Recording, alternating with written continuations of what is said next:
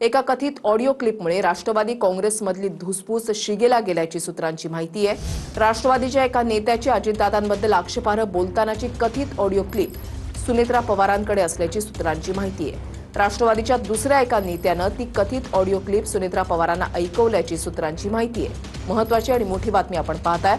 एका कथित ऑडिओ क्लिपमुळे राष्ट्रवादीमधील धुसफूस शिगेला गेल्याची सूत्रांची माहिती आहे। राष्ट्रवादीच्या एका बड्या नेत्याची अजितदादांबद्दल आक्षेपार्ह बोलतानाची ऑडिओ क्लिप असल्याची सूत्रांची माहिती आहे। राष्ट्रवादीच्या दुसऱ्या एका नेत्यानं ती ऑडिओ क्लिप सुनेत्रा पवारांना ऐकवली अशी सूत्रांची माहिती आहे। अजितदादा हयात असताना त्यांनाही ऑडिओ क्लिप ऐकवण्यात आली होती अशी देखील माहिती मिळतेय। ती कथित ऑडिओ क्लिप पार्थ पवारांनाही ऐकवण्यात आली अशी सूत्रांची माहिती आहे। त्यानंतरच राष्ट्रवादी काँग्रेसमध्ये धुसफूस वाढल्याची सूत्रांची माहिती आहे। सुनील काळे आमचे प्रतिनिधी या संदर्भातली अधिक माहिती देतील। सुनील, ऋषाली, ही जी ऑडिओ क्लिप आहे यामध्ये अजित पवारांबद्दल अत्यंत आक्षेपार्ह विधानं जी आहेत ती राष्ट्रवादीच्या एका नेत्याने केल्याचं दिसून येतं आणि ही क्लिप जी आहे ती पवार कुटुंबियांकडे आली होती।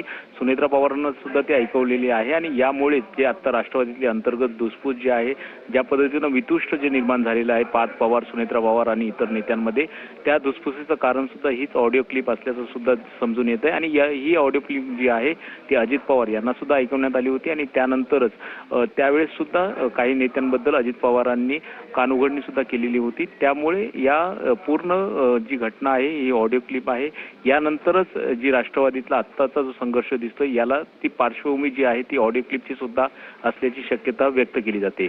ऋषाली, नक्कीच धन्यवाद सुनील, तुम्ही दिलेल्या सविस्तर माहितीसाठी। तर या संदर्भात रोहित पवारांची देखील प्रतिक्रिया आलेली आहे, पाहूयात।